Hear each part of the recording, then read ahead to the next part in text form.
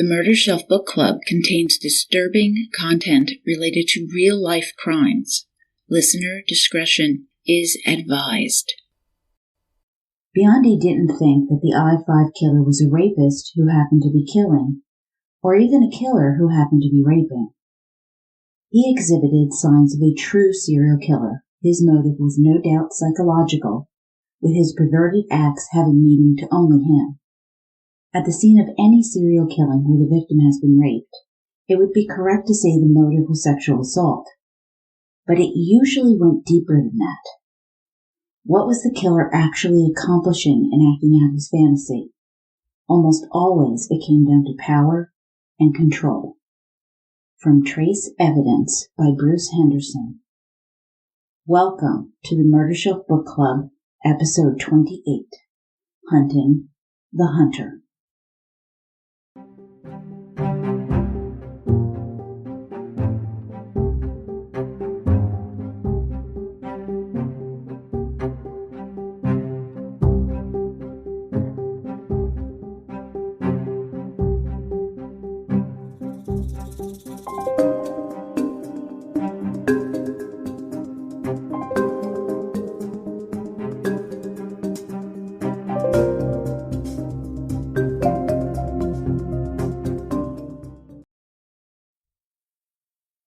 Welcome back, Murder Shelf Bookies. I'm your host, Jill, and for those of you tuning in, I have a true crime book club in the greater Philadelphia area, and I love discussing true crime, where I apply my 30 years of experience as a psychology educator.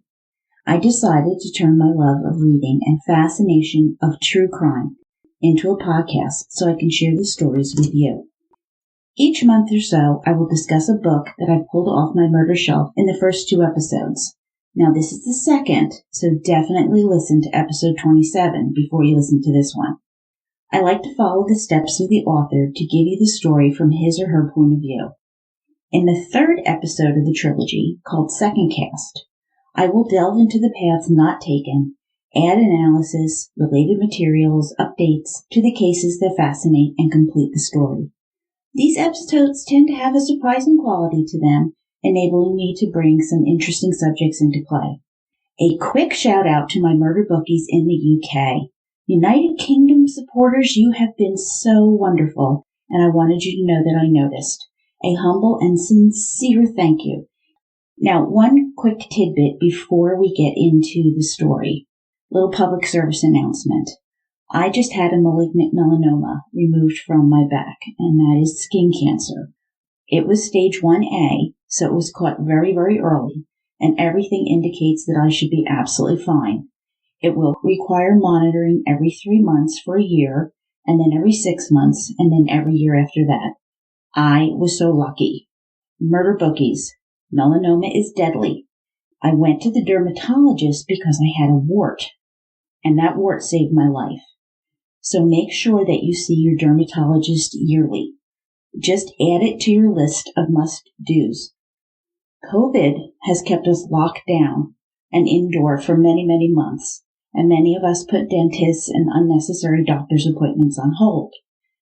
Well, it is time to get them back on the calendar, and I really think strongly about it. And I am fine. I have a sore back. I have a hole in my back, but I really am fine. Alrighty now, that last episode, oh my God, what a story. Well, in that episode, you met a number of law enforcement personnel from several California county sheriff departments, and they come to realize that they have a serial killer murdering young women across their jurisdictions, deliberately, given the similarity of the cases, time factors, geographic proximity to the I-5 highway, cause of death, which is strangulation, and this ritual of non-functional cutting of clothing of the victims. That is, it has no real actual purpose in committing the crime itself. This is a highly deviant and unique behavior, and it reveals a psychological need in the killer, and has its origins in his childhood. Stephanie Brown, Charmaine Chabra, Laura Hedrick, and they suspect Karen Finch all perished at the sadistic killer's hands, leaving grieving family, friends. All of them were left behind. California DOJ criminologist Jim Streeter received the evidence on Karen Finch's case about 2 weeks after her body was discovered halfway down a ravine with her throat cut. Her tank top was sliced down the front with additional slits that served no purpose, this non-functional cutting, coming off the center and under her left arm towards the bottom. The left shoulder was almost cut through, but not quite. The blue shorts and pink panties had identical patterns, indicating the victim had been wearing them when they were cut through the front, beginning on the left side seam and running across the crotch down to the hem of the right leg. The shorts, splattered with blood, were found lying on the road. This act of cutting is so significant psychologically to the killer that he carries scissors to the crime scene, repeating this ritual over and over again during each crime. No sperm was detected in the rape kit that had been conducted on Karen Finch. However, Streeter knew that it wasn't all that uncommon for trained criminalists to find sperm after the pathologist hadn't. He used a Christmas tree stain, called this because the heads of sperm turned red and the tails turned green. When Streeter examined 2 slides marked cervical, they lit up in a brilliant green-red mosaic. Bingo! No fingerprints were found on the duct tape that was left in the victim's hair, however. All right, this guy is good. He's leaving next to 0 evidence behind. Always, Streeter comes back to the cutting. This time there was significantly more than had occurred with Stephanie Brown or Charmaine Sabra, the cuts that go nowhere, up, down, sideways, backwards. Was he escalating?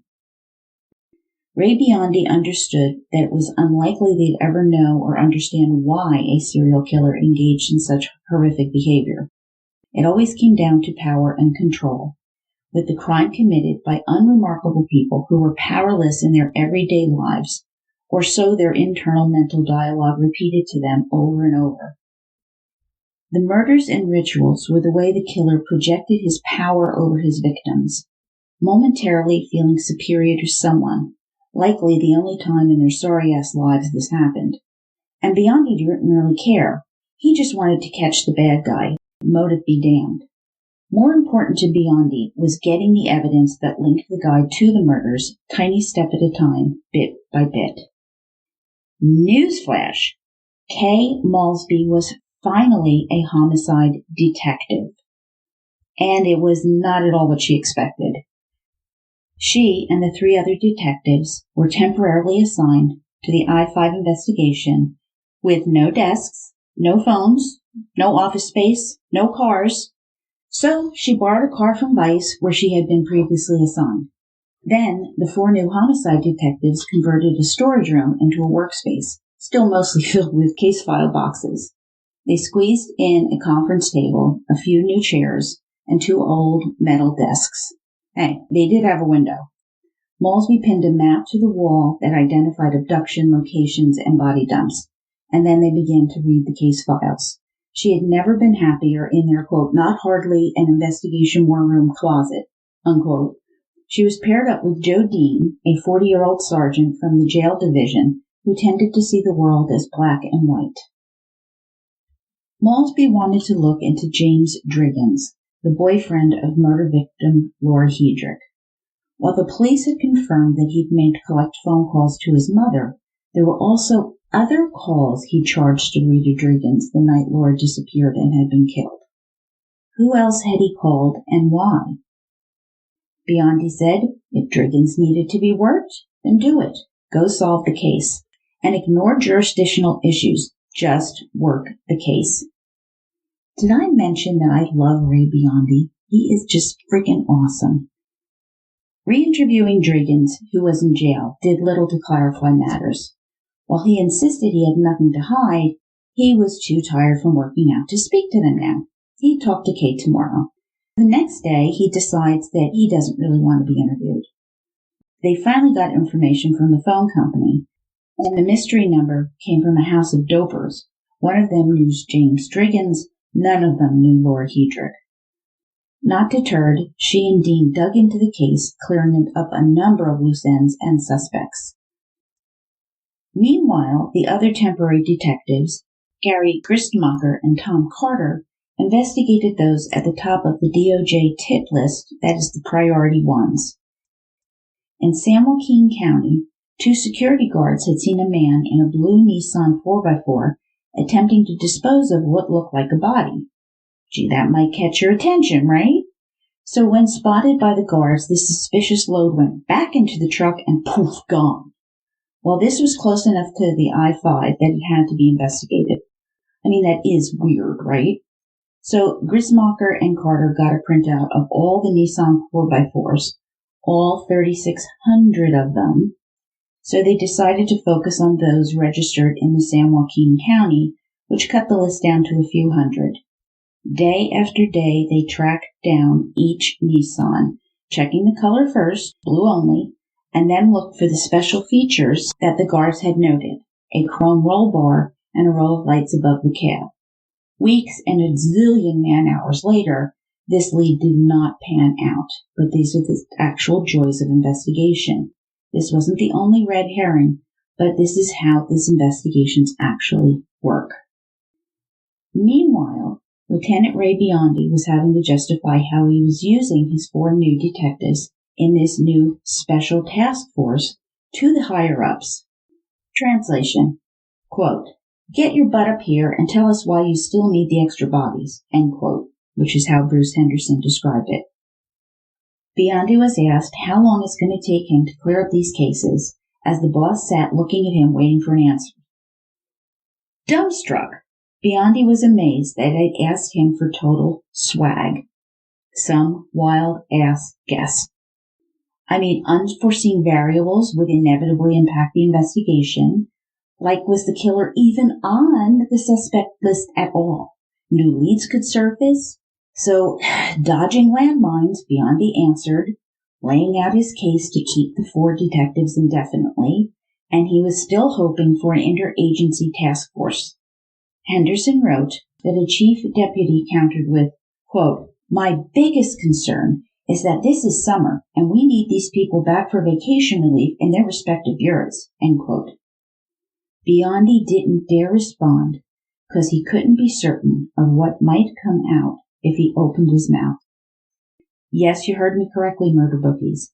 A serial killer is murdering women, and this chief deputy's biggest concern is staffing the vacation roster. All right, I was saved from having an anxiety attack reading this because, thankfully, Sheriff Craig chastised this moron for having the wrong priorities. He said, quote, "Vacation relief is not our biggest concern. Our priority is to solve these murders." Craig also had a daughter who frequently drives on the I-5, so he was actually concerned about what's going on, not vacation relief. Oof. So Biondi is promised that he could keep the 4 detectives for as long as possible. All right, how do these guys get promoted to deputy chief? I'd have to assume they test well and they speak the bullshit. That's all I could come up with. However hopeful that there would be a multi-agency task force, what Biondi envisioned would have 4 to 6 detectives on loan from the involved departments with 1 manager in charge, and they'd have all the necessary logistical support, both lab and clerical. He believed that a small, focused group would be more productive than independent agencies all doing their own investigations, which makes complete sense to me. Biondi also wanted another press conference to regenerate public interest and support. San Joaquin had 3 detectives, including Vito Bertocchini and Pete Rosenquist, working on the I-5 case full-time, but they nixed the task force concept. Modesto PD declined because they didn't have any I-5 cases. But wait, didn't Laura Hedick disappear off the streets in Modesto? Little denial there, Modesto. El Dorado County Sheriff Department had reported that one of their Jane Does might be tied to the I-5 cluster. She was likely in her 20s, 5'3", long brown hair, found nude from the waist up, and had been dead approximately 6 months when found in a ravine off Highway 50, a well-traveled route to Lake Tahoe. While wanting the DOJ's help identifying her, they were not interested in the task force. The DOJ was willing to do everything except lead such a task force. It would act as a clearinghouse for all information sent in by the departments and would provide laboratory support. Biondi banged his head on the desk as ego and politics derailed good law enforcement again. And his day got worse. He was about to lose two of his detectives, Gritzmacher and Carter. Gritzmacher went back to narcotics. Carter went to the jail division. For what reason? Vacation relief.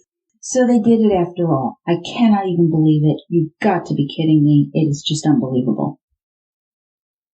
September 14th, 1987. Deborah Ann Guffey, a willowy blonde who had just celebrated her birthday 2 days earlier, stood on the corner in Sacramento, working to attract male attention as they drove by. While she had a trick pad at the Ritz Hotel, business had been slow this week. She had the sweats, her legs ached, and she did not have the cash to buy the heroin that kept her going.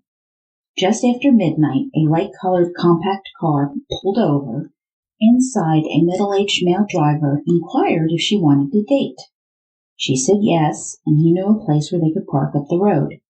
Getting into the car, they drove down Auburn Boulevard over the freeway, and while she was friendly, chatting too much from withdrawal, he was silent until they entered a dark golf course and parked. He asked her if she'd pose for him as he was into photography.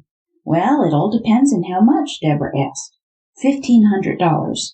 Deborah nearly laughed out loud. $1,500 to photograph what she gave away for $50 every night? Right. And she'd be the Playboy centerfold of the year. Calling his bluff, Deborah wanted the $50 up front, but he only had $25. They haggled over price, but the truth was she needed a fix. When she went to adjust the car's seat, he reached and twisted her arm painfully as she heard a simultaneous metal click, which scared her as much as the sudden burst of pain. No, she shouted, jerking back with enough strength to break his grip, catching the sight of handcuffs as she grabbed for the door handle. Locked. He grabbed a handful of her hair, slamming her face into his lap, where she smelled urine and stale sweat. Begging him not to hurt her, Deborah promised she'd do anything he asked. He'd been so timid before, maybe he could be reasoned with, she thought. Don't struggle, you won't get hurt, cunt. An icy chill flooded Deborah. This voice was mean, cold, all business, totally different from before.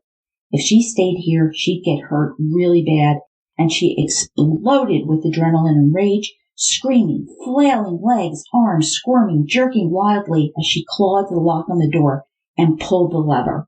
He yanked her hair, pain exploding, but she didn't care. Out the door went her feet, her legs, and with sheer will and determination the rest of her went out too, though he held onto her hair and her screams echoed in the night.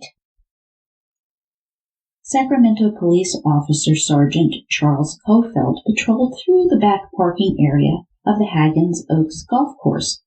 He went down the narrow alley, navigating around the metal buildings, and then stepped on it, heading into the front lot as he was now suddenly investigating loud screaming. He spied a light-colored four-door car, passenger door open, body half in and out. A woman was struggling to pull herself out. A man behind the wheel was trying to get her inside, and the screaming continued. Kofeld flipped on his high beams, lighting up the car. The man had her by her long blonde hair. Suddenly, she was out of the car, the momentum carrying her several feet away. The white car sped away, passenger door open. Kofeld stopped and checked on the hysterical woman. He tried to handcuff me. He's crazy. Get that sicko. He would have killed me, wrote Henderson in transcribing Deborah Ann's words to the sergeant. Meanwhile, the speeding driver had headed into the back of the parking lot where there was no exit. Realizing his mistake, he made a U-turn, speeding up. The chase was on as the car headed towards the freeway. Car chase is on! Flashing lights on, Kofeld pulled right behind the fleeing John and pulled over to the side. Kofeld shone the spotlight on the white Hyundai. Calling in the stop, he decided to conduct a high-risk vehicle stop because this guy had fled for some reason. He pulled his service revolver, aimed it at the car, and waited for backup. 2 sheriff patrol cars arrived first, positioning themselves so Kofeld wasn't silhouetted, yet they each had a line of fire that left the Sacramento officers in the safe zone. In this case, it was standard procedure for the officer initiating the stop, regardless of rank, to command the situation. Over the loudspeaker, the driver was ordered to turn off the engine and throw out the keys to keep his hands visible in the window. The driver obeyed. Next, he was told to open the door while keeping his hands visible and to walk up the street about 5 feet. Now, get down on your knees and lie on your stomach, hands extended out to the sides of your body, commanded Kofelt. As Kofelt moved towards the driver, he felt the trunk of the car for any vibration or movement inside. Handcuffing the suspect, he was patted down as the other patrol officers arrived. The middle-aged man with graying hair said nothing, staring at the ground. As they secured the suspect and his car, Kofelt turned to see the young woman from the parking lot. She'd followed the flashing lights. "I was afraid to be alone back there," said Deborah Ann Guffey simply. She told Officer Kofelt how he grabbed her and that he tried to handcuff her. He had. The search for the handcuffs began. Nashville, Tennessee. Lt Ray Biondi stood at the podium of the National Conference on Serial Killing, explaining the I-5 investigation thus far to 200 homicide detectives from 35 states. He showed the computerized suspect list generated by the DOJ using the point system that they had developed to organize the now thousands of tips that had come in. He presented on the first day of the conference, attending many other sessions, all focused on serial murder. Nowhere in their country had there been another case with the non-functional cutting signature of the I-5 killer. Jim Streeter received a call from the El Dorado County Sheriff's Department, South Lake Tahoe substation. They needed help with the unidentified naked female homicide victim who had been found off a closed service road near Highway 50. Streeter noticed that she had obviously been strangled as the ligature remained around her throat. Her clothes had been collected and placed in plastic evidence bags. Keeping them inside to preserve any trace evidence, Streeter looked at them, hoping it wasn't what he expected to see. His goosebumps had goosebumps.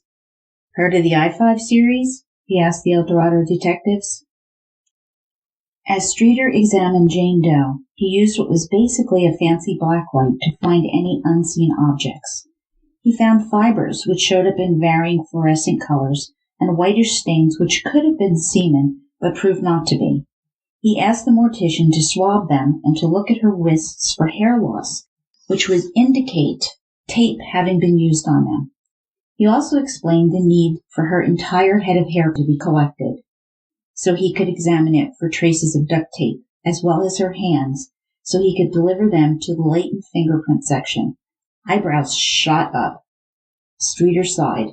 Quote, "Some items may have palm prints, so I need a full set for elimination purposes, and an X-ray may help identify her." End quote.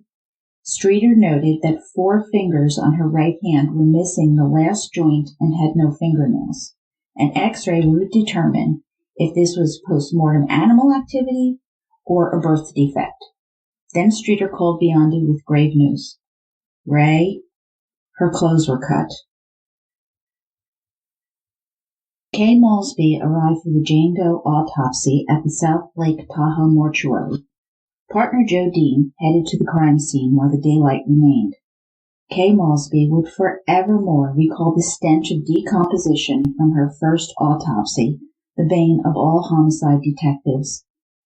The ligature around her neck was a strip taken from her black chiffon jacket and wrapped around a section of tree branch. A garrote, this enabled her killer to twist the stick, tightening so she would black out, and then releasing the pressure to bring her back. Aghast, Maulsby realized the killer had toyed with her. Clearly, the cause of death was ligature compression of the neck. The victim had been gagged with her pantyhose, a portion of nylon stuffed into her mouth. When it was untied, it left a deep furrow in her skin. It wasn't possible to check for rape, as insects had done their work on her corpse. Scrapings were taken from under her fingernails, however. She had a subdural hematoma, about 3 inches or 7.6 centimeters in diameter, indicating she'd been struck hard, possibly rendering her unconscious. As requested, what remained of her scalp was preserved, as well as her hands, jaws, and teeth. Henderson writes that Joe Dean caught up with Kay, informing her that their latest Jane Doe had been found in a thickly forested area off the road down the hill from a gate. White evidence cards marked the trail the killer and victim had taken, identifying discarded clothing and pieces of white cord. He'd likely taken her down alive, as it was too far to carry a body, either undressing as they went or he'd thrown about her clothes on leaving. Also found near the body were Newport cigarettes, a white lighter, and 2 condom packets, one packet opened but not used.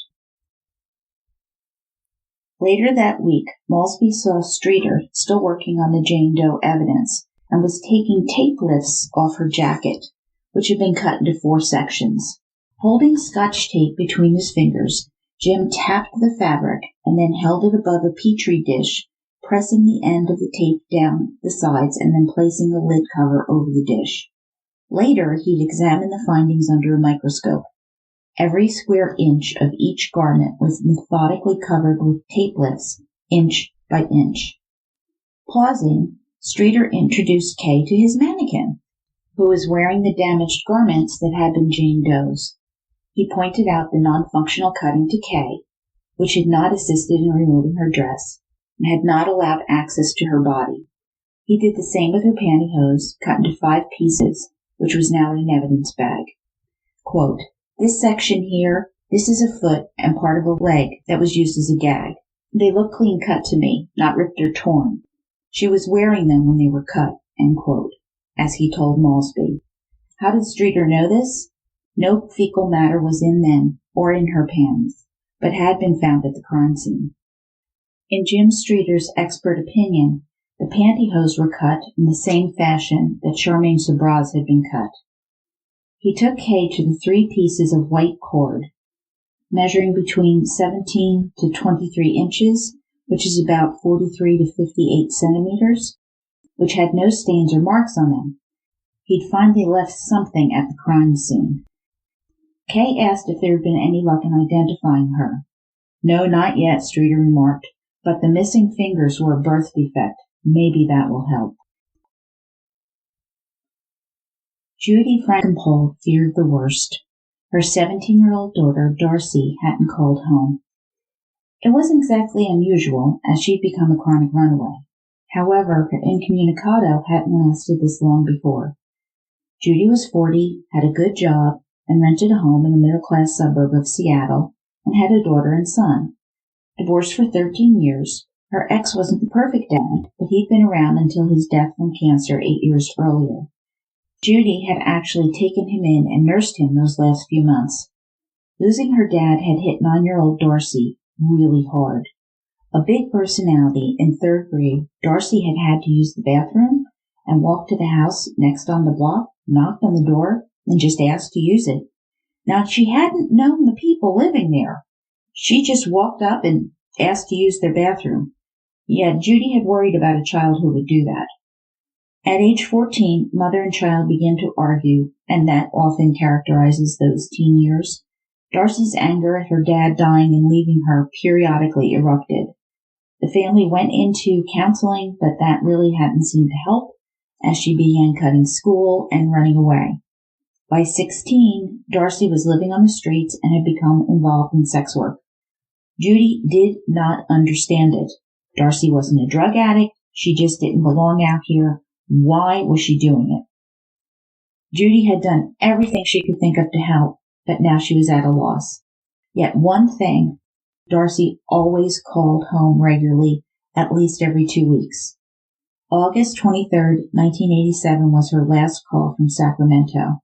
She and her pimp boyfriend, James Brown, were planning to go to Disneyland and then Texas. A month earlier, Darcy had been put on a bus by the San Francisco PD after a prostitution bust. She stayed with her mom and her brother, Larry, for his 15th birthday, but left again with James, who was now in jail. Darcy confessed to Larry that she really didn't want to go to California, but she was afraid of what James would do if she didn't. 6 days after Darcy's last call, Judy received a collect call from James Brown in Sacramento. Had Darcy called her or come home? Judy told him no, James confessed he had no idea where she was. Initially, Judy prayed that Darcy was on her way home. Then another call came from Darcy's friend Lily. She said Darcy had disappeared and James had been arrested for suspicion of a missing person. Judy immediately called the Sacramento PD, who had never heard of James Brown. September 4th, 1987, Judy called the Kings County Department of Public Safety, which covers all the unincorporated areas of Greater Seattle, to report a missing person.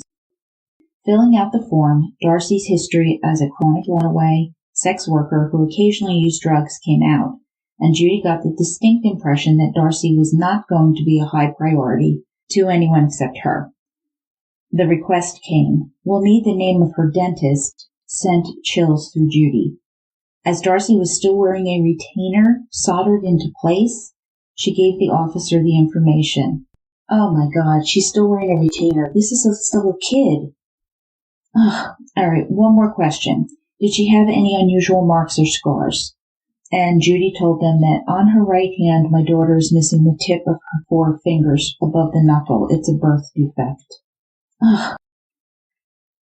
So Judy asked if she should file a report in Sacramento since Darcy was last seen there. No, there's no need to bother the Sacramento PD, replied the detective. No need to do that. The Darcy Frankenpole missing person report had taken about a month to reach the desk of Detective Mike Hatch, formerly of the Green River Task Force, which was trying to identify another serial killer who turned out to be Gary Ridgway. He had killed about 48 women from the Seattle-Tacoma area. Hatch wondered at the time if this young runaway turned sex worker was a Green River victim. When he checked in with Judy Frankenpole, he'd asked for copies of her phone records and got background on Darcy. And the file didn't move for another month. Judy was just left beside herself. If Darcy wasn't calling, either she couldn't or she was dead. The FBI profiled the I-5 killer. They wrote, "The suspect is probably a white male, mid-20s to 30s, unmarried, either never married or divorced, works with his hands, is dexterous with tools, has a reason to be outdoors like a job or a hobby," end quote. The detective in the room asked, "Do you have his phone number?" to limited chuckling. Biondi believed that while profile research was valuable training and assisted them in keeping their eyes open, a detective had access and interacted with the crime scene itself, an advantage over profilers. This intimacy the detective had was invaluable. Old-fashioned police work was and would remain the mainstay of investigation. Yet Biondi jumped at the chance to pick the brains of the FBI profilers while they were in town instructing a 2-week course for detectives in North Carolina, Kay Maulsby included. She was learning about the organized versus disorganized killers, those who controlled and planned out their kills versus the frenzied impulse killers. This serial killer was evolving, becoming better at what he was doing.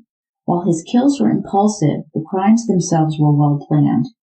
He had incorporated bringing nylon cord with him to use as restraints, rather than solely relying on pieces of the victim's clothing. This killer altered his method of killing. Strangulation was replaced with twisting pieces of wood into a ligature of the garrote, so he could asphyxiate them more slowly, a controlled manner, rendering them unconscious and repeating the process over and over. He was extending the time taken with victims, which is risky, arrogantly believing he had all the time in the world to torture them and enjoy himself, to cut and remove their clothes, seeking to satisfy that deviant mental sexual element he had hidden away deep within his warped psyche. This killer was becoming a very effective killing machine, and he would never stop on his own. The updated profile included: he was a frequent lone traveler of major highways in the San Joaquin area, probably resided from San Joaquin to Sacramento to Lake Tahoe, but likely in a rural valley area with back roads, had owned or had access to several vehicles in recent years, has likely frequented sex worker strolls in the San Joaquin cities, had likely had a non-threatening demeanor and appearance at first. Could be the quiet guy next door, the loner type, with few close friends, living a quiet lifestyle and keeps to himself. Could live alone with family, parents, brother, sister, or a wife, GB vague much. Could be familiar with the difficulty law enforcement has with multi-jurisdictional investigations. FBI profiler Bill Hagmeyer and Ray Biondi agreed that new media pressure would be a good idea, and more attention would mean he'd have to work harder to find victims. But once again, the man shortage would be a conundrum. Hagmeyer pointed out that the Green River Task Force had 5 jurisdictions with 40 detectives working in concert under one roof. 40! Ray Biondi was speechless and pea-green with envy. Hagmeyer also pointed out that statistically, the actual body count could be 3 to 4 times greater than it was known to be. Now it was Kay's turn to be incredulous. You mean there could be 20 bodies out there? Hagmeyer nodded. I certainly do think there could be others you haven't found, and may never. Biondi's beeper went off. A gangland murder. He sent Stan Reed and Bob Bell. Hagmeyer began asking questions about this fresh murder. Biondi suggested, hey, Hagmeyer, you want to go with them? And Bill lit up like a kid going to a baseball game. The FBI did not get to go to real crime scenes very often, which is very different from the photos and reports they regularly examine. So off they went. The next day, Maulsby found a Sacramento police report on her desk sent by a friend, Bobby Armstrong, about assault on a sex worker from about 3 weeks back. The guy tried to handcuff her, fled, and was booked on assault. The guy was 49, 5'11", 180 pounds, brown eyes, graying hair, yada, yada, yada. And then she spied some very curious information. She called Sacramento, asking to see the evidence in their property room, ASAP. 8 a.m. the next day, Kate Maulsby began examining the seized property from the Sac sex worker assault, all sealed in evidence bags. Handcuffs located on the golf course parking lot, 2 handcuff keys which fit the cuffs, white plastic sex vibrator, battery type, scissors, 6 inches with blunt ends, medical type. Kate could see the remnants of tape adhering to the blades and possibly fibers stuck to the tape. 2 rubber band hair ties, 2 pieces of wood dowling about 6.5 inches, which is about 16 centimeters, and strung between them white nylon cord, about 1.5 feet length, which is about 32 centimeters, each looped around a dowel and knotted. Another long piece of the same cord. Stunned, she felt an icy shiver run down her back. She had seen this cord before. It was the same type found at the Lake Tahoe crime scene, where the last Jane Doe was found. Hair ties. Click. He's taking ponytails as souvenirs. Kate beat feet to Ray Biondi's office to tell him about the sadistic crime kit, summarizing the assault case and the physical evidence at the Jane Doe site. What was the suspect's name? Asked Biondi. Kate answered, Roger Kibbe. Ray's eyes widened. He's the number 1 on our hit parade. He sounded very calm, while inside he was screaming, Holy shit! Holy shit! Did the criteria really work? Getting the priority printout, Kay read, Kibbe was a suspect in a female abduction 3 years ago in Contra Costa County. Biondi nodded. Yeah, Vito found that out. He thought Kibbe was dirty from the get-go.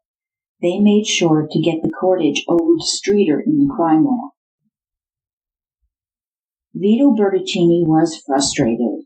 His workload prevented him from working on the Stephanie Brown and the Charmaine Sabra cases. He had tried to get surveillance on Roger Kibbe. That was nixed. He tried to get a search warrant. That was nixed too. At a detectives meeting, he asked permission to work Kibbe hard because this guy was dirty. Vito just knew it. Interrupted by a phone call. Vito learned of Kibbe's arrest for assault and the court evidence. God damn it! I knew he was killing women! And he went to find a deputy DA. After shampooing the crabs away for Roger, life for Harriet and him had settled into a dysfunctional malaise. Their job at the public storage facility gave them a manager's apartment. Roger hung around there doing odd jobs, day by day sporting a new beard. They lived like platonic roommates, with Roger going out nights and returning in the early a.m., and Harriet not asking about it. One day in August, he showed up with a black eye, claiming he'd gotten into the middle of a fight in an arcade. While Harriet was aware of the I-5 killer being discussed on TV, the police hadn't been back, so clearly they realized how ridiculous they were about Roger. Harriet devoured true crime books, so she was well aware that these monsters existed, just Roger wasn't one of them. So Harriet might be listening to this podcast. Hi, Harriet. Welcome. One night, Harriet did actually point blank ask Roger, "Do you know anything about these dead women?" And he just answered, "No. Good night." Yet something bothered Harriet, who had noticed some changes in him recently. Roger was more withdrawn than usual, at times unusually morose. It had to be the state of their marriage getting him down. Plus, finances weren't great. She was shocked that Roger had sold a custom-made $2,300 parachute rig for $800. Even though she paid the bills, she never saw a penny of that money. One August day, Roger cleared his throat and announced, quote, "There will come a day when we'll part company and you'll be grateful for it," end quote. Harriet asked, "What do you mean by that?" And he said, "You'll see." The night of Roger's arrest for assault, he had announced that he was going out, and whatever, thought Harriet. The next morning he called her from jail. "What did you do to end up there?" "Well, I'll tell you later. Call Steve and let him know." So once again, his brother Steve, the cop, was the one that Roger ran to for help, who he confided in. Their car had also been impounded, and Harriet was pissed. They'd sold their Datsun 280Z in February 1987 because Roger thought it looked too much like the car in some of the I-5 killings. He'd put 27,196 miles on it in 7 months. That's about 44,000 kilometers. Harriet, honey, that is a lot of driving. All right? I think that's weird. All right, then Steve called to fill her in on Roger's arrest. He'd been arrested for attempted rape of a prostitute. What? Harriet thought. This is the guy who wasn't interested in sex at home. So he goes out, picked up a prostitute, and tries to rape her. Harriet just began to cry. But if she left him in jail, who would help her out at the storage units? So 4 days later, Harriet paid the 10% of Roger's $15,000 bail. In the car ride home, the tense silence was unbearable, and she finally hissed, "Can you keep that thing in your pants?" Roger said nothing. For 2 weeks, he laid low. He never went out. He just puttered around the place. Now, Detective Steve Kibbe was receiving an award from his department, so the Kibbe family was having a special dinner, and Roger would not have missed it for the world because he and Steve were pretty close. They held opposite opinions about their mother, Lorraine, a hospital nurse who had died of cancer at age 43. Steve worshipped her memory. Roger felt she was a terror. He was her least favorite of her 3 sons. Roger recalled her anger, ridicule, always directed at him, finding fault at everything he did. Lorraine disliked his stutter, his disinterest in school, his reading problems, and just about everything else. He remembered his mother as being quick to discipline, to smack and hit him. Roger recalled being locked out of the house, naked, hiding in the bushes for hours, waiting for his dad to come home. He threatened to run away. Soon he'd take it to sneaking out and peeping in the neighbors' windows. He got sneakier, too, burglarizing homes and graduating onto stores. Kibbe's son number 3 was Jack Jr. He worked in the aerospace industry in San Diego, and when Lorraine passed, Steve and Jack Jr. attended the funeral. Roger was in prison. That night, Roger watched as his younger brother received an Officer of the Year award, as Roger was becoming the prime suspect in the I-5 murders. Back at the lab, Jim Streeter examined the cordage from the murder scene at the El Dorado's Lake Tahoe. They were similar cords to those found in Roger Kibbe's crime kit, but that was as close as any wood could say, though. Not identical. The scissors from the crime kit had tiny pieces of duct tape on them, but he was unable to match the fibers to any of the victim's clothing. Maybe they could match to a still-to-be-found victim, which is a gruesome thought. But Streeter spent some time visiting sporting goods stores and hardware shops trying to match up the cord he was studying. He just couldn't find it anywhere. On a hunch, he stopped at the Lodi airport. The parachute center owner recognized it, and it was used for suspension and reefing lines for the construction of parachutes. Streeter made note of it. Vito Bertocchini pulled the RV into the parking lot adjacent to the public storage facility, his new home for the next 2 weeks. Pete Rosenquist studied his Kibbe neighbors through binoculars, saying, "I see the office and the front door. We are covered at both ends." With their radios, they checked in with Bob Bell and Harry Macon, who parked nearby, joining the Winnebago party that was being thrown by the Sac and San Joaquin Sheriff County departments. The surveillance team was in place watching the Kibbes until a search warrant was ready. The key new development? The nylon cords, making all the difference in getting a search warrant approved. It would take Stan Reed a week to write the affidavit, running nearly 70 pages, and a judge would need to sign off on it before it was executed. A question that they debated as they observed. If Kibbe picked up a sex worker and drove off with her, how far would they let him go? When would they stop him? Biondi clarified, "You need to stop him right away. What if we're following Kibbe and we lost him? He could kill someone and then that would be on us." Surveillance week number 1 passed with the normal routine being established. Comings, goings, showing units to potential clients, getting lunch, dinner, always with a police detail following Harriet and Roger. They noticed that wherever they went, Harriet led and Roger slunk behind. Harriet was clearly the dominant one. The phone rang for Kay just after midnight. It was a deputy notifying her that Deborah Ann Guffey had been arrested downtown. Anxious to speak to Deborah about Roger Kibbe and the assault, Kay went to the station, signed for Guffey, and drove her to the Homicide Bureau to interview her. It was 1:45 a.m. To Kay, she saw a gaunt, rough-looking, hollow-eyed woman who made her life as a sex worker to pay for her heroin habit. But Deborah Ann Guffey had razor-sharp recall of the attack on the golf course. Had he threatened her? Yeah, when he slammed my face down saying, "Don't struggle and you won't get hurt, cunt," in a cold and dangerous voice. It was clear to Maulsby that Deborah Ann Guffey was still shaken by this, and she was a jaded veteran of the streets. She told Kay that they hadn't even gotten to the sex stuff. He hadn't even unzipped his pants when he turned on her. Ah, thought Kay.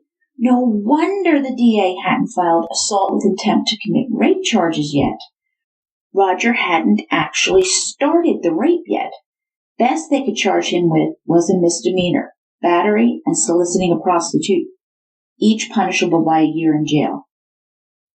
Deborah nervously recounted how she figured he was going to handcuff her and drive her off someplace more private because they weren't really hidden in the golf course parking lot because a cop had found them, right?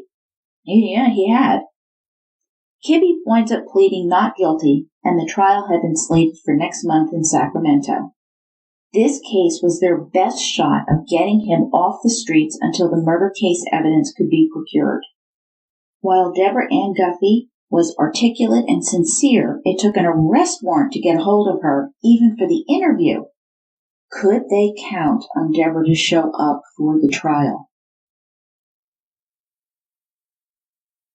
Operation Winnebago was proving to be a really boring detail, until one day when Vito Bertocchini came barreling out of the RV, yelling at the top of his lungs, "You son of a bitch! I'm gonna bust your perverted ass!" startling the crap out of everyone. Vito had seen a young man sitting in his car masturbating to the sight of women walking through the parking lot. Vito pulled the mortified young man up against the car.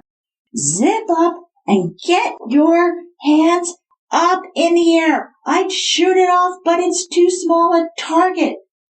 Vito really needed to vent the frustration and to let it out. I mean, woo, this guy picked the wrong place to be doing the something, and he turned out to be a police officer's son. Finally, Maulsby, Dean, Bertocchini, Rosenquist walked into public stores with the search warrant. Thankfully, Harriet was out. The troops descended. Ferrari, Jim Watson from El Dorado PD, DOJ investigators, even Jim Streeter. And there was a reporter, a photographer who documented everything that was identified as evidence. The warrant included items that may have belonged to Stephanie Brown, Charmaine Sabra, Karen Finch. Since they hadn't really known that Laura Headick's clothes were cut yet, she wasn't included. It included everything from blood, hair, body fluids, fibers, prints, photographs, since he had asked Deborah Guffey to pose for him, bondage gear, rental records, gasoline, purchase receipts, telephone, toll calls, checkbooks, it went on for 6 pages. And the scavenger hunt began. They found Roger had 2 storage lockers in his name, and they found the keys. These held videos and parachuting-related books, shoeboxes filled with receipts and tax records, wood dowlings, exactly like those found in the crime kit. In the kitchen, they found scissors, rolls of tape, not duct tape, Roger's American Parachute Association card. He was transported to the Sac County Sheriff Department, riding silently in the vehicle the whole way. Unless you are under arrest, you can refuse to go to the police station. However, since this warrant covered various bodily evidence from Roger, in this case he could not refuse. Meanwhile, I'm dying here hoping they're going to connect the parachute cord and Roger's favorite hobby, because I'm reading and I'm going, oh my God, make this connection. Now, unlike Roger's interview last December in 1986, Roger is not at the police station voluntarily this time. And what you see on TV about reading Miranda rights at the arrest is wrong. Miranda rights are read and are required before a suspect is questioned while in custody. And Roger said all he could give the officers was his name and address, so he had clearly not waived his Miranda rights this time. So when the officers continued to talk to him, in spite of this, they know that anything he says is inadmissible in court. They know this. Now there's merits to continuing anyway. If he happens to confess, they know they have the right guy, and now they can work on getting more evidence.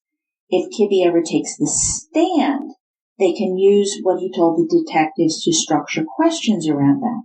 So anyway, they can't use his testimony against him, but they can structure questions around it. So they keep talking to Kibbe, and they plan to get him talking about skydiving, and that does work. Rosenquist said he'd signed up for jump school while he was in the service, but he chickened out, and Kibbe says, oh, yeah, I never served.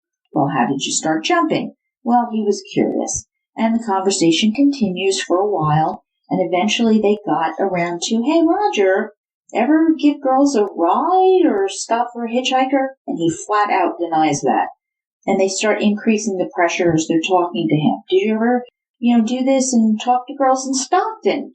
Or tried to pick up girls in Stockton? No, but I wanted to. And he's stuttering, that made it just too hard. But then his story changes a little where Roger says, well, yeah, I did actually talk to them. But they thought he looked like a cop, so they just left.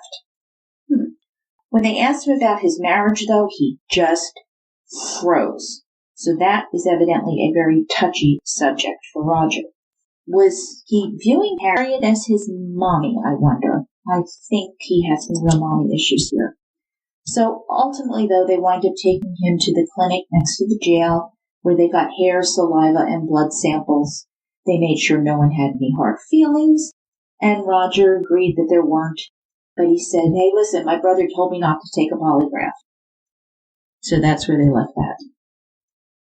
Carolyn Jean Redmond was a pretty 25-year-old brunette, long hair, clear blue eyes that shot up in surprise when Detective Pete Rosenquist came by and was asking her about her father, Roger Kibbe.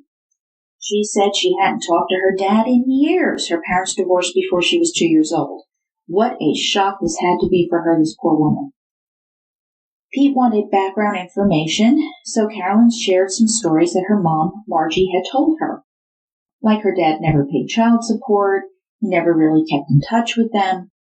When Carolyn had gotten older, she had written him, but Roger had never responded. Had she seen him at all when she was growing up? Yes, she saw him when she was 13. She and Mom had flown to San Diego to visit her grandparents, and her father had stopped in for a visit. When she was 17, she saw him again just after she'd had a baby. She had stayed with Harry and him for a month or so, and he had been very attentive to his first grandchild. What did Karen think of the Kibbe marriage? Well, they, seemed to have a crisis every week, but they generally seemed to get along. Harry was really uptight, while Dad was the quiet one. Did she have any memories of him abusing her?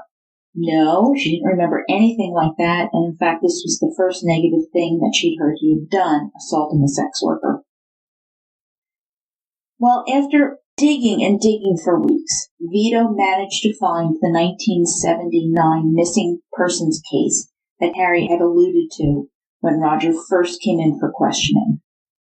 Lou Ellen Burley, a pretty 21-year-old with mid-length hair, hazel eyes, had disappeared September 11, 1977, from a shopping center in Walnut Creek. Detective Jerry Whiting remembered the case and remembered Roger Reese Kibbe. Llewellyn was a student at the local secretarial college looking for a job, and John Brown, who claimed to work for the Helena Rubinstein Company, was hiring. Llewellyn's job interview was at a new office building currently under construction. She was met by John Brown, with graying hair and missing several front teeth. Since the office wasn't finished yet, he'd have to interview her in his van. Several construction workers saw them get into this multicolored van. Brown and Llewellyn talked for about 30 minutes, with him asking Burley to return the next day to fill out some forms.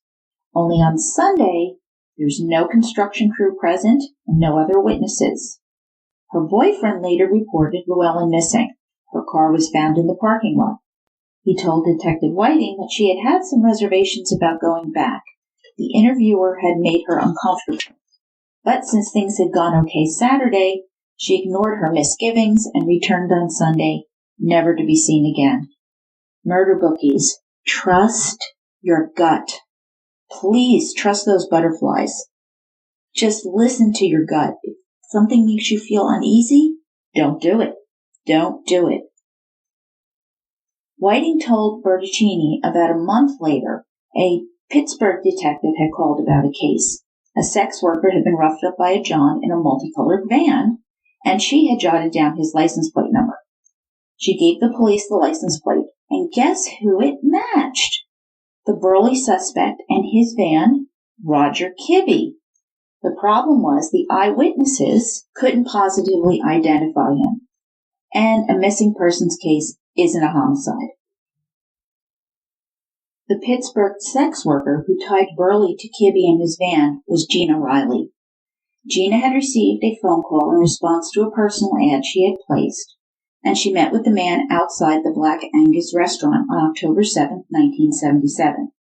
Guy wanted a date, and he would pay $200 for sex and wanted to take a drive out into the country. Apprehensive, Gina doubled the price and asked to see his ID. She remembered he was born in 1939, the same year as Roger Kibbe. She recalled his name began with an R, something like Richard, and the last name had a double E sound. They drove out quite a ways near a small airport, maybe one a parachutist might be familiar with. Richard double E walked her across a dark field, and she started feeling alarmed. Saying she was cold, Gina asked to go back to the van. They did, had sex, and they drove around some more. Reminds me of our Roger and the joyrides he likes to take. Anyway, Richard double E wanted sex again and convinced Riley. Now realizing it's close to 3:30 a.m., Gina says she has to get back. So he drives around a little bit until he notices a house up on the hill, saying, my sisters live up there. And when Gina refused to get out of the vehicle, he pulled a knife and stuck it to her throat and ordered her out. Now she switches to being totally submissive, telling him there's no need for a knife, She'll do whatever he wants, and she knows that he's a nice guy. And he yelled, "I'm a fucking asshole," and repeated it several times. Having been in tight situations before, Gina stayed cool and calm. He asked her, "Aren't you scared?" And she said, "No, I know you're a good guy and you won't hurt me." He then removed the knife, took her back to the van, and then to the Black Angus. Gina got his license plate before he left. As Kibby had no sexual priors, Gina declined to press charges. I think if Gina went tough on him, talked back, or resisted, I think she'd have been killed. I think in his warped mind, her being submissive, it didn't get him the excitement that he needed. Just my opinion. Now, to the police, Kibby denied any involvement with Burley or Riley, even though Gina had given them his license plate. They searched his van and nothing was found. Bertocchini wondered how many other women had gone missing after crossing this path over the years. Even after they took down his license plate, the witnesses couldn't positively identify him. So frustrating. And Roger is particularly good at not leaving incriminating evidence behind. Plus, he's rendering the police impotent by crossing these jurisdictional lines, and it's happening too many times to just be a coincidence. Had he picked up on this from listening to Cop Brother, talking war stories from work? Am I channeling Nancy Grace? All right, at the same time Pete Rosenquist was talking to Kibby's daughter, Vito and Larry Ferrari are walking into the California Rehabilitation Center at Norco. It's a state prison. During a search, detectives had found an envelope addressed to Roger and Harriet Kibby, and it was revealed that Helen Purcell was Harriet's older sister. Helen greeted the detectives with a warm smile that put people at ease. She was 48, blonde, light-complected, married with 3 kids. She was in jail for 18 months for theft. Her daughter was an Alameda County Sheriff deputy married to another deputy. Thanksgiving must be a hoot. That is all I am saying. So Helen filled them in on Harriet and Roger's former furniture warehouse business, the one that went under in spring 1986. Then they wound up working at Public Storage. What did Helen think of Roger? Well, unlike Harriet's previous 3 macho ex-husbands, Roger doesn't drink, and she didn't think he was capable of hurting anybody. Well, you should tell that to the prostitute he assaulted last month, Bertocchini told her, and Helen's eyes widened. Well, that's a side of him I've never seen. Well, does Harriet dominate Roger? Oh, without question. Do they argue? Well, Harriet's anger is extremely explosive but short-lived, and I've never heard Roger argue in any way with Harriet. He'd just leave instead. At least 2 or 3 times a year he'd wind up at Steve's. Would he stop for a stranded motorist? Oh, no, he's not the type to get involved. Helen did offer this much insight, though. Roger Kibby is so quiet you don't know what he's thinking. Yeah, he's one of the quiet types that hides it very well and deep. So Bertocchini and Ferrari head out to Chula Vista to track down more background on Kibby. On the phone, they had been told that they had absolutely nothing on him.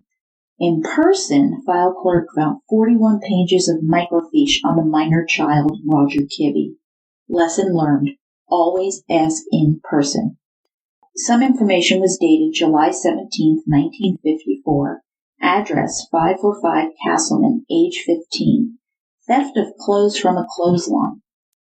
Juvie officer Leo Kelly went to the Kibby's house. Son Roger admits the theft, has been stealing women's clothes and undies for a year. Hands a box to Kelly. The clothes inside are all cut up. Bertocchini nearly caused an accident pulling the car over so he could read the report himself. Cutting up women's clothes was a ritual for Kibby at 15 years old. 35 years later, he's still at it. Only now, the women are wearing the clothes he cuts. Jack Sr., Kibby, 73 years old, tall, craggy, hunched over, told Vito and Larry that Roger had been in trouble most of his life. He told them his mother Lorraine, who was a nurse, didn't like Roger much and was a terrible influence on his life. Just her presence would scare Roger, She beat him something terrible before Jack got out of the Navy. Once during World War II, when Roger was about 6 years old, Jack came home on leave. As he walked toward the house, Roger looked up and said, "Are you my dad?" It really shook Jack up. A week later, driving around, Roger pointed out, "Oh, that's where we pick up Uncle Howard." And it dawned on Jack Sr. what had been going on. But truth was, Jack didn't want some other guys raising his kid, so he stayed with Lorraine. He'd intervene between mother and son when he could, but life in the Navy meant he was gone a lot. In school, Roger was a slow reader, teased mercilessly as he stuttered, and called dumbbell. In high school, Roger got up, got dressed, and headed out the door every day. And it wasn't until parent-teacher conferences that Jack and Lorraine learned he never actually went to school, and he dropped out his junior year. Now, Roger was not without talent. In woodworking and drawing, he was amazing. Once he drawn a sketch of a building, and Jack was really impressed. It was really, really good. But then Lorraine came home and berated Roger for making a mess. So I really feel for the child that Roger was.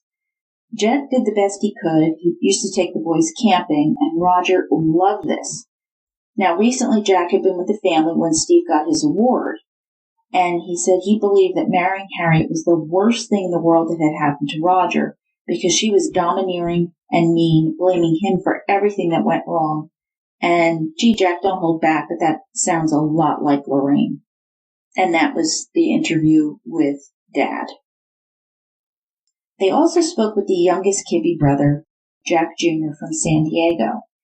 He operated assembly machines for Rohr Industries, which was the largest employer in Chula Vista.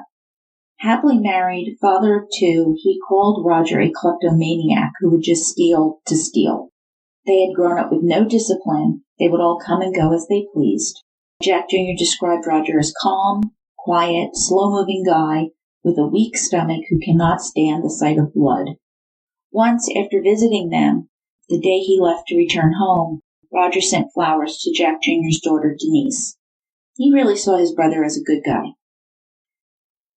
The detectives also went to speak to former Chula Vista juvenile officer Leo Kelly, who definitely recalled 15-year-old Roger Kibby, that he had tried to get him help, got him some psychiatric counseling, as you may remember from last episode. Learning Roger was a suspect in a young woman's disappearance and murder, Leo said, sadly, "That's the type of thing I feared might happen, even as a youngster. But the time to help Roger Kibby has long passed."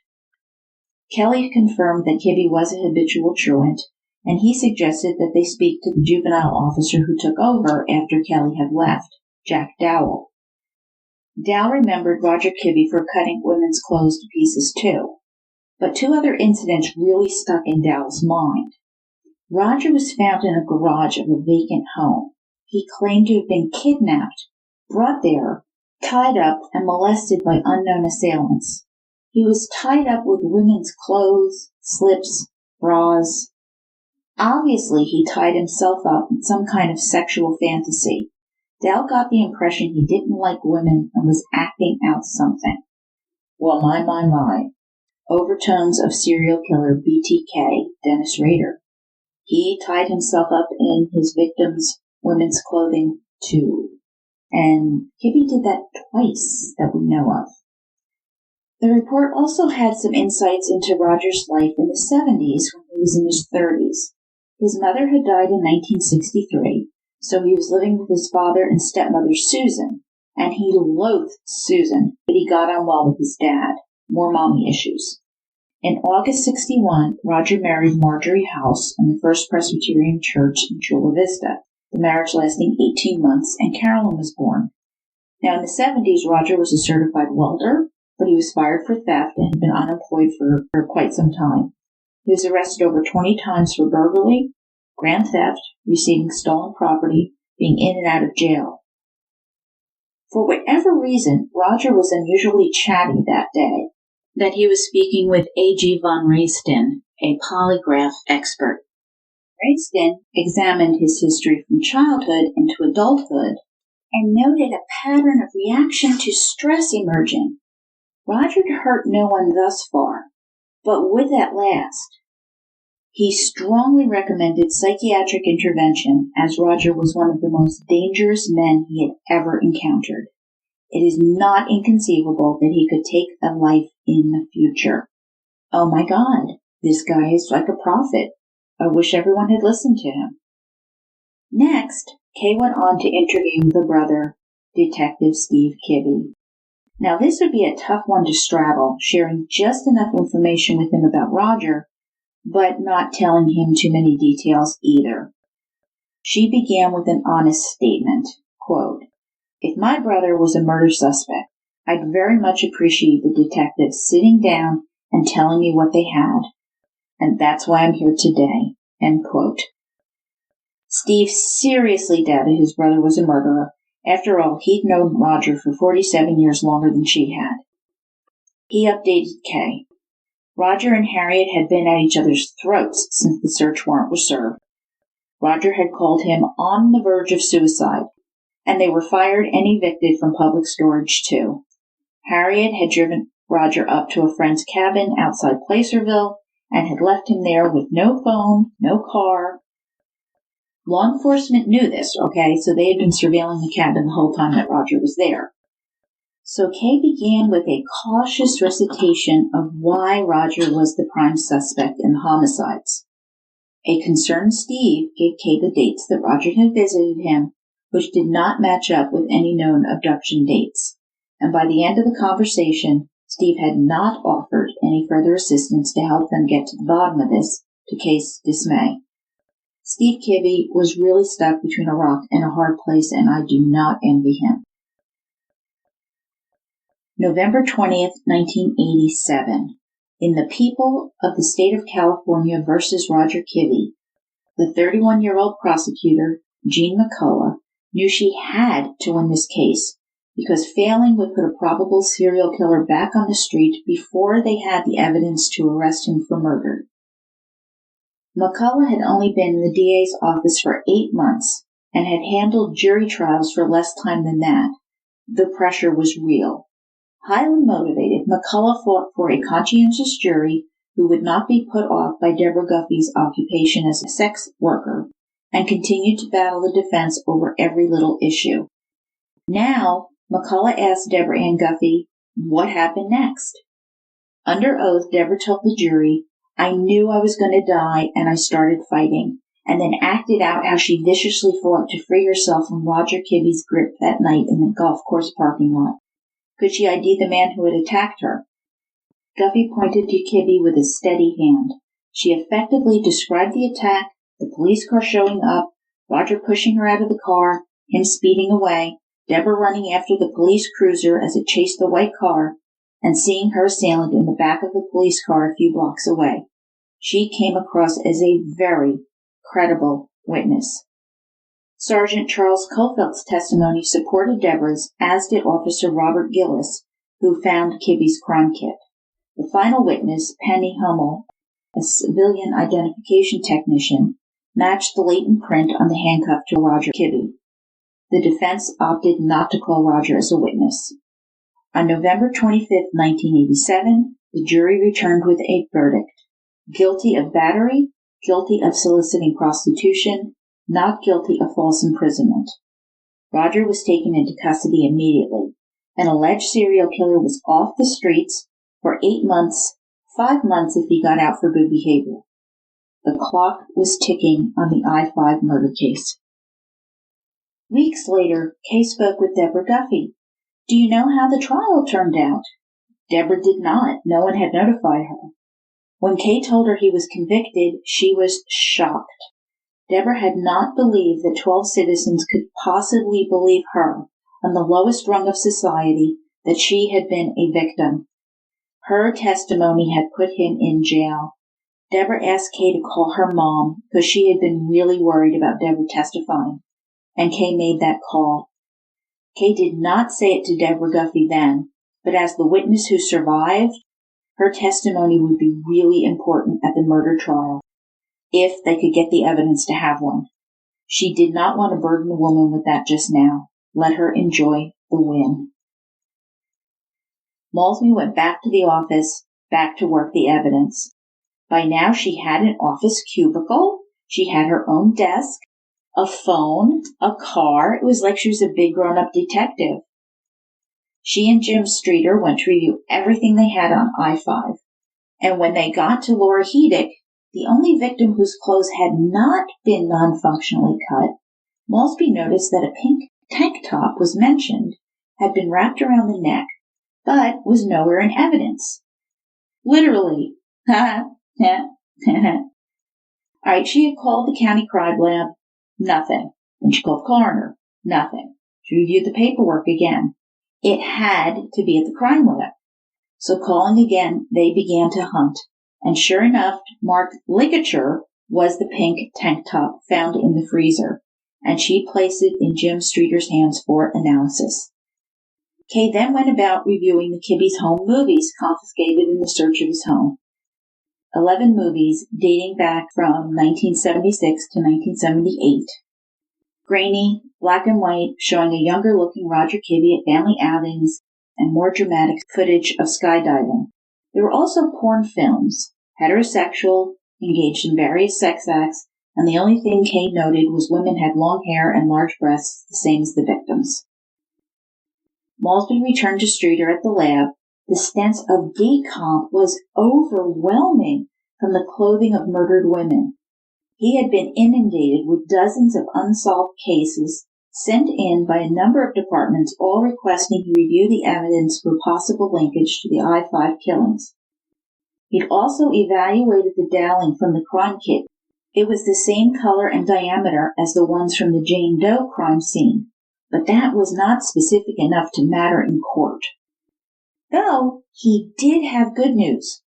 Laura Hedick's tank top was cut, and not by the pathologist.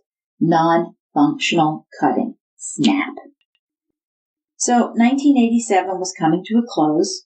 In December was the DOJ high-level meeting with 6 agencies on the I-5 series, with criminalist Jim Streeter presenting. He used photos to explain the similarities to the murders of the 7 young women, including Hedick, Brown, Sabra, Finch, Eldorado's 2 Jane Does, and Streeter had found 2 other similar cases. These were an unidentified Lake Tahoe woman in her 20s, dead 6 to 12 months, found nude from the waist up in El Dorado Ravine off Highway 50, who had died from neck trauma, being too decomposed to be able to say strangulation, and an unidentified black woman, about 26 years old, found in Nevada's Virginia City highlands, 30 miles or 48 kilometers from Lake Tahoe. Dead for several months, her skeletal remains scattered by animal activity. Her clothes showed extensive non-functional cutting. The question and answer that followed ranged from mild support to blatant skepticism. And you will not believe it. The biggest skeptic was San Joaquin's county sheriff, who is Vito Bertocchini's boss, who asked, quote, "How do we know these cases are linked?" End quote. Murder bookies, can you explain it to him? Because I bet you can.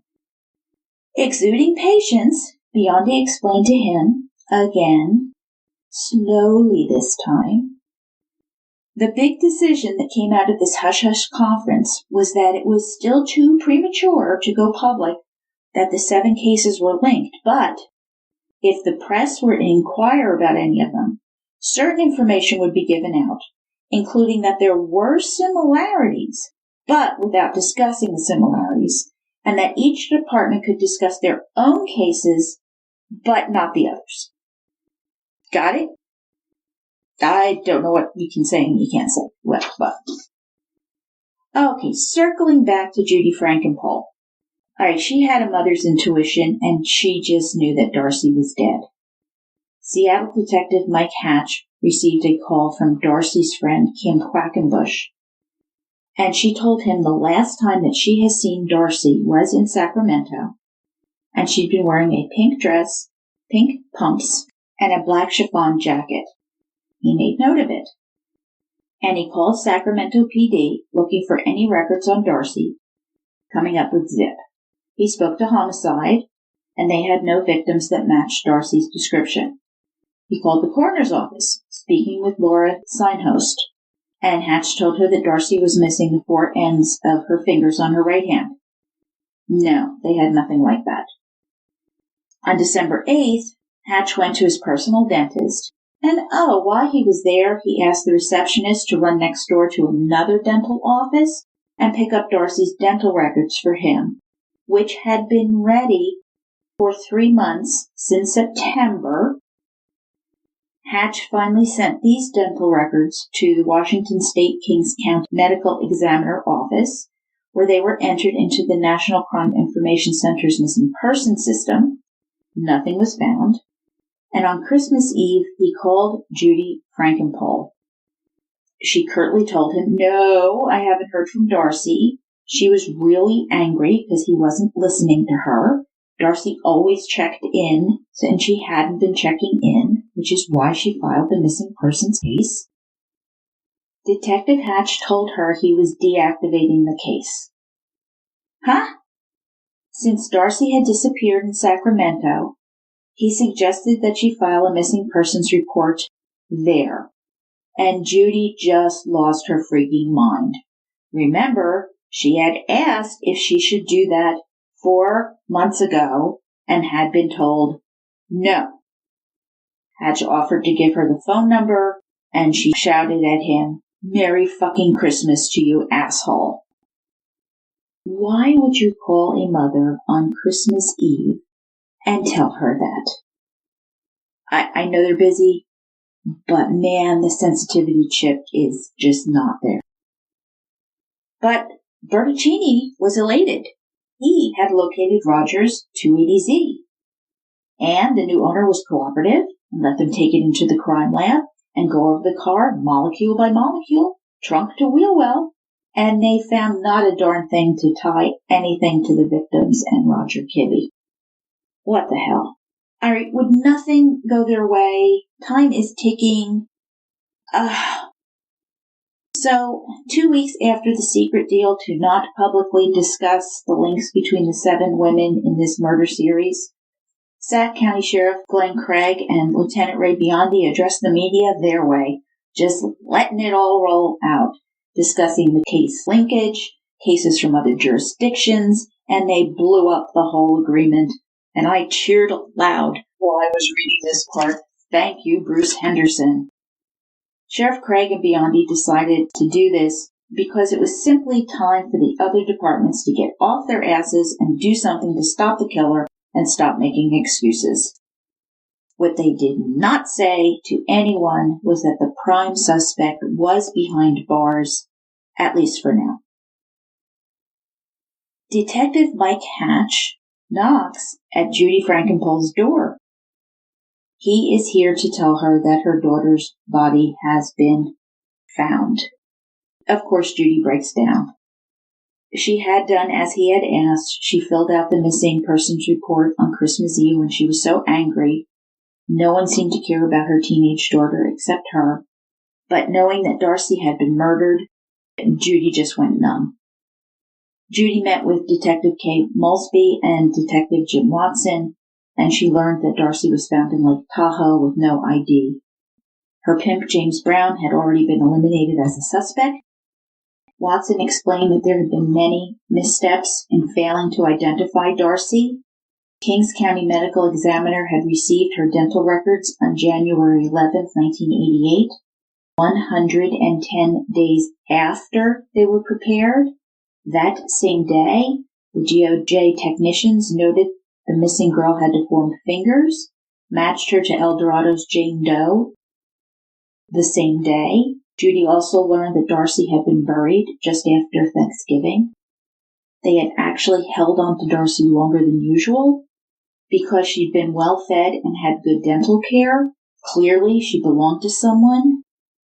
And Judy sadly remarked, "Yes, she does." What would happen next would change the whole investigation. Faye Springer joined the DOJ SAC lab in January 1988.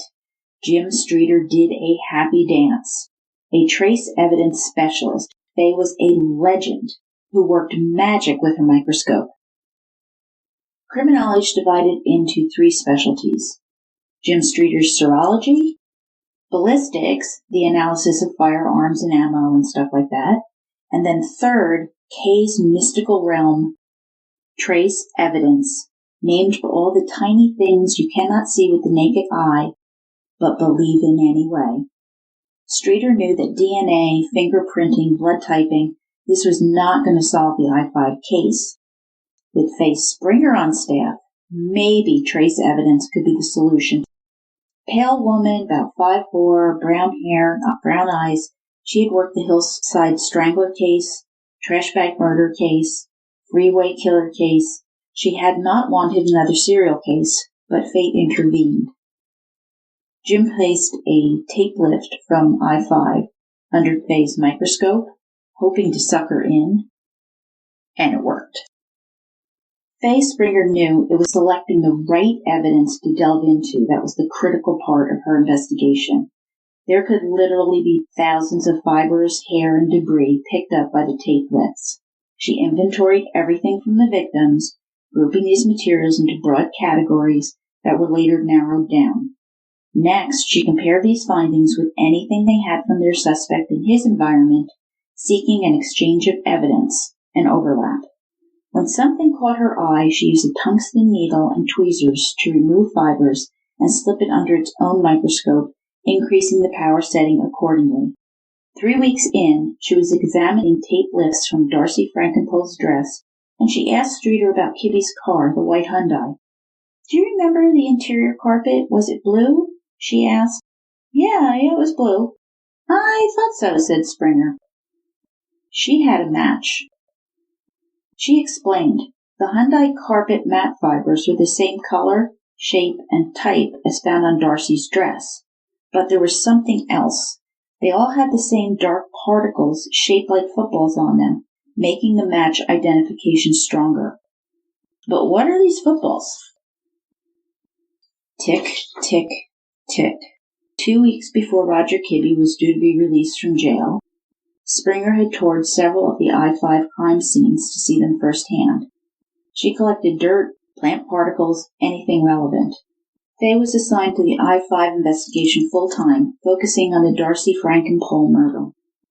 Back at the lab, Biondi and Maulsby waited for the update. Faye noted red specks on some of the fibers on the Frankenpole dress. This exciting news came next. As Maulsby looked through the microscope, seeing a bunch of gobbledygook with red spots, Kay explained that this was a piece of cordage, and those red globs resulted from spray paint. And then she moved to another petri dish, gesturing to look. Biondi did, saying, "More red paint?" Faye explained it was not just red paint. She'd used a super expensive microscope determining that the particles were identical in both organic and inorganic composition. All the cords were in the same environment when someone was spraying red paint. It's the same identical paint on all the cordage. Elation broke out.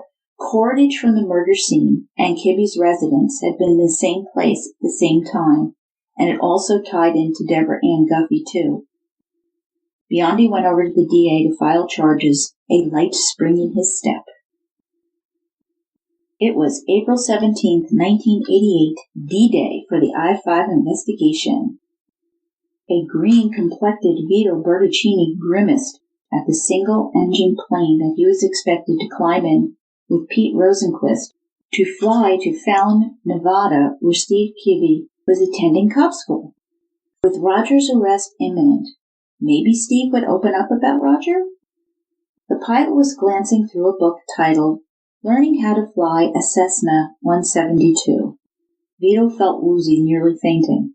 The pilot explained that this wasn't his plane, but his friend's, which I'm sure made it so much better for Vito. While similar Cessnas, he just needed to double-check a few things. Bertocchini whispered, "We're in a stolen plane." Over beautiful Lake Tahoe, Bertocchini saw a red light had come on. Breathing rapidly, he found the owner's manual, hands shaking, finding the emergency procedures for the electrical system, reading aloud, as Pete and the pilot laughed their heads off As the manual was hurled at them, the red light stayed on the rest of the flight, and the pilot explained it would be a steep landing at Fallon, Nevada, because it was surrounded by restricted military airspace. Vito shook his head in utter disbelief as they corkscrewed it down to the runway. Back to Earth once more, Vito cursed, swearing he'd drive back, threatening to arrest them both for plane theft, fist in the air. Fun fact, about 33 to 40% of people have some anxiety when flying. It's called aviophobia. And those that do, about 3 to 5% of the sufferers have this crippling anxiety that can be classified as a clinical phobia.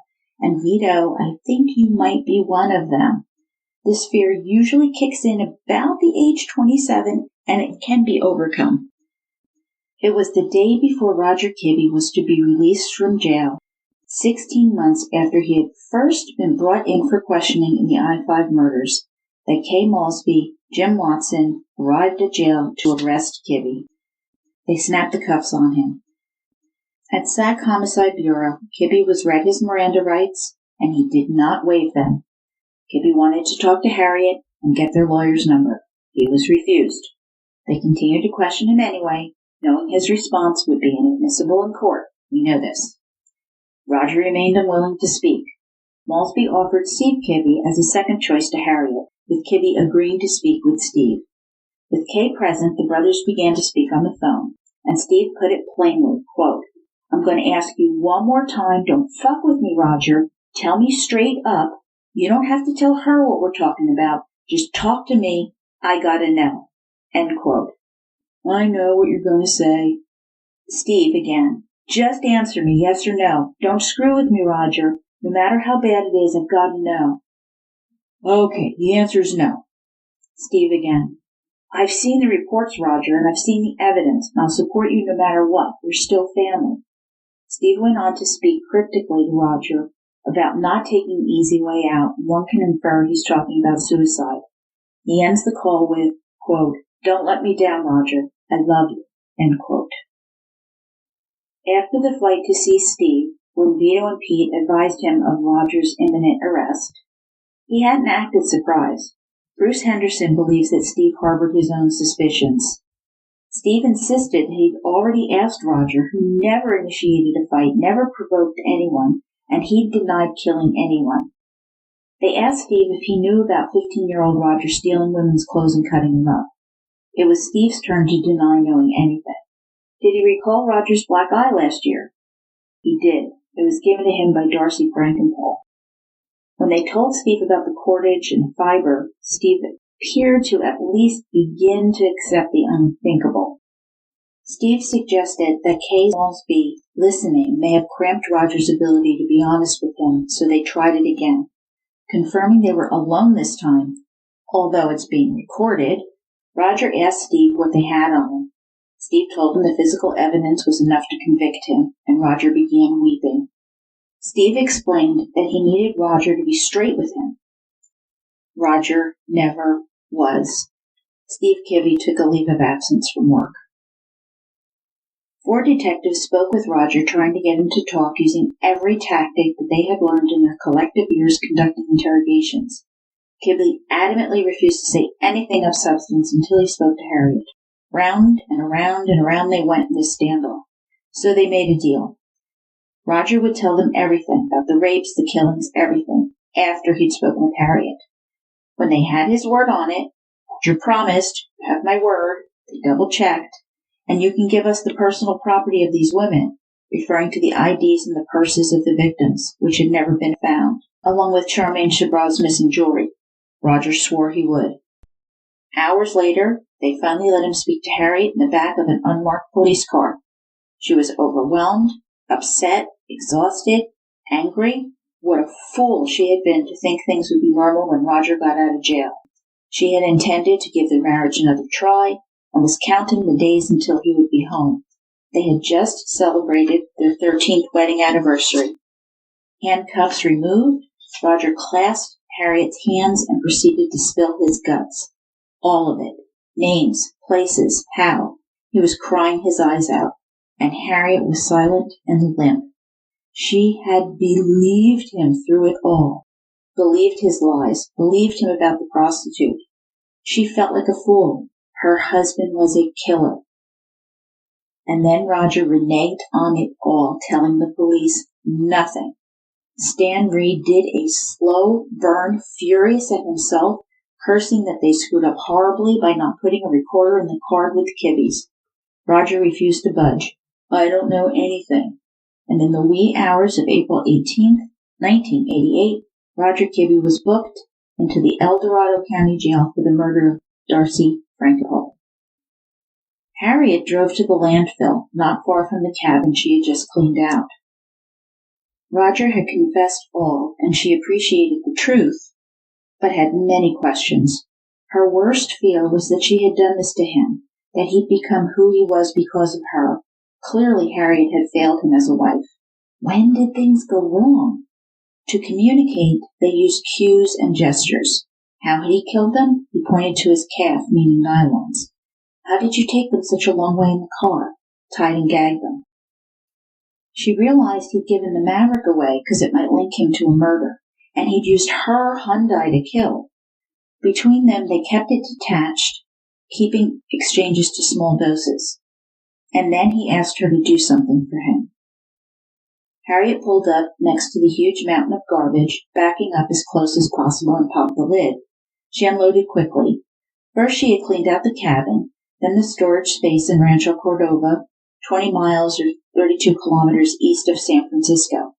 It hadn't been searched by the police because they didn't know it existed. Roger had asked her to get rid of a red pouch, and she found it right where he said it would be. In it was a solitary diamond ring about a half-carat. He told her he'd stolen it from a neighbor of theirs. Was that the truth? She threw it as hard as she could into the trash heap. I believe that's part of the missing jewelry, taken as a souvenir. His favorite gray sneakers were in the camper shell, located not far from the camper where Harriet had dumped Roger when she lost her mind after the search warrant. The cabin had been searched by the police, but they'd missed the camper shell. Harriet noticed that they had some red spots on them. Blood? Paint? Harriet didn't want to know, but she heaved them as far as she could throw them too. Tampering with evidence, Harriet? Really? 1991. Roger's trial for being the I-5 strangler was about to begin. Harriet hadn't seen Roger in about 2 years. For the first 8 months, she'd come to visit almost weekly. Their unspoken deal, his information in exchange for her presence. What about the black eye? Darcy Frankenpole kicked him. What about when he had the crabs? Got them from a victim he'd picked up after he'd left home in December 1986, ending up in Vegas and then at Steve's. He dumped her in El Dorado. This one hadn't been discovered yet. When Harriet ran out of questions, she was done and stopped visiting. She'd only returned now because Roger had asked to see her before the trial began. After being subpoenaed by the DA about a month earlier, she had declared spousal immunity. She refused to answer any questions, whether being from the prosecution or the defense. Quietly, Harriet assured the prosecution if they couldn't make the case, she would assist. During all their talks, Roger had never, not once, shown 1 ounce of remorse for his victims or their families. She knew Roger would kill again if he ever got out. He needed to be behind bars. She had come a long way in 2 years. Thank God, Harriet, you really had me worried there for a bit. She realized her husband asked to see her to give her papers so that Steve could dispose of his body. Roger planned to commit suicide before the trial. She frowned. Coward. I'm thinking you should face the music, she told him. Harriet knew that while they had made a mess of her marriage, she had no blame in his serial murders. Factors way out of her control had conspired to create that outcome, a combination of genetics, environment, and psychology. The unanswered question that remained was, why? And she seized the moment. Quote, have you given any thought to what this was all about? No response. Do you think this was about your mother? Do you think that maybe you've been trying to kill her all this time? If that's the case, look where it's gotten you 30, 40 years later. I mean, here you are talking about killing yourself. Haven't you destroyed enough lives to get back at her? His stare was icy cold. No. And that concludes episode 28, Trace Evidence by Bruce Henderson, Part 2. And there's more, so much more. Join us next time for second cast, Trace Evidence, Monsters Are a Trial, where we will follow Bruce Henderson through the People vs. Roger Reese Kibbe and the role that Trace Evidence will play. What are those little footballs? Follow me as I update the Kibbe victim list, Roger's fate, and delve into the cold cases and paths not taken. Source material and snack and drink information for the Trace Evans trilogy are found on my blog at www.murdershelfbookclub.com. Murder Bookies, our next book is The Potato Masher Murder, Death at the Hands of an Abusive Husband by Gary Sosnecki. He is the great-grandson of victim Cecilia Ludwig, who was horribly murdered back in 1906, when wife killing was an all-too-commonly used term. You will be engaged by his search for the truth, and you'll hear from Mr. Sosnecki himself. Thank you so much. Please leave a coveted 5-star review. It really helps to reach new murder bookies and grow the podcast. And reach out to me on Instagram, Facebook, or Twitter, or shoot me an email at jill@murdershelfbookclub.com. I would love to hear from you. You can follow me or subscribe on Apple Podcasts, iHeartRadio, Stitcher. Until next time, Murder Bookies, happy reading.